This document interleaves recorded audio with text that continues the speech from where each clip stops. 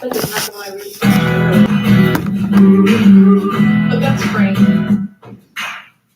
So Frank's a realtor. Frank, you're not talking. What? First and predominant practices. I literally watched this the other day.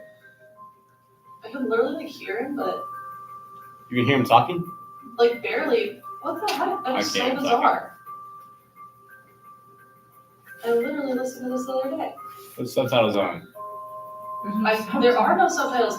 That is so bizarre. I listened to this the other day. Frank, you start talking. Brokers would cheat those. I liked Frank. Hold on, let me see if I can find this. Take a moment to check your answer and see if you typed it in yet. For that first question, I think should have been answered.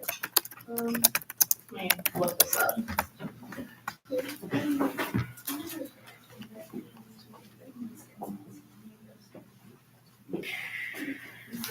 Your haircut for your long hair. What? You don't need a haircut. I should go in, right? Just for that. Should be looked.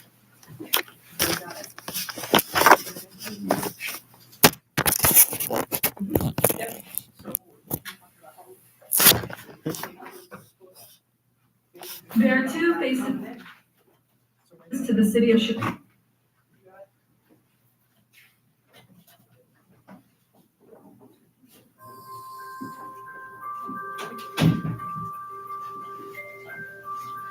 Thank you.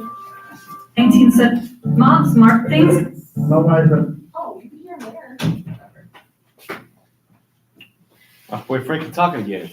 I know, I can't get Frank to talk. I don't know. All right, but I guess I'll summarize it. I'll have to figure that out. Okay, so basically, Frank is a realtor in Chicago, and he was trying to selling homes to Black families, and they are getting denied loans. That's pretty much what he's talking about. Let's see. She's about to talk, so. You're so annoyed. Let me see if I can find the website. The fuck? Brokers would cheat those white homeowners by buying those homes at a low price, and then turn around and cheat the Black homeowners by selling them those same homes at an inflated rate. So what we start to see, realtors, to make money, they go around to the predominantly white neighborhoods, and they knock on all the doors and they say, hey, your house for cheap. Like a Black person just moved down the street. You need to sell your house now or your house is going to lose value. So I don't know if you guys understand, like with housing, it makes money, right? Like the goal is that you don't make money off of it, so you invest in it. So you might like fix the bathroom or like redo the kitchen, and that's supposed to make the price of the house go up. So eventually when you sell it, you make money. Well, what these realtors are doing is they are running around all the houses and saying, hey, you're about to lose money because the neighborhood's becoming integrated.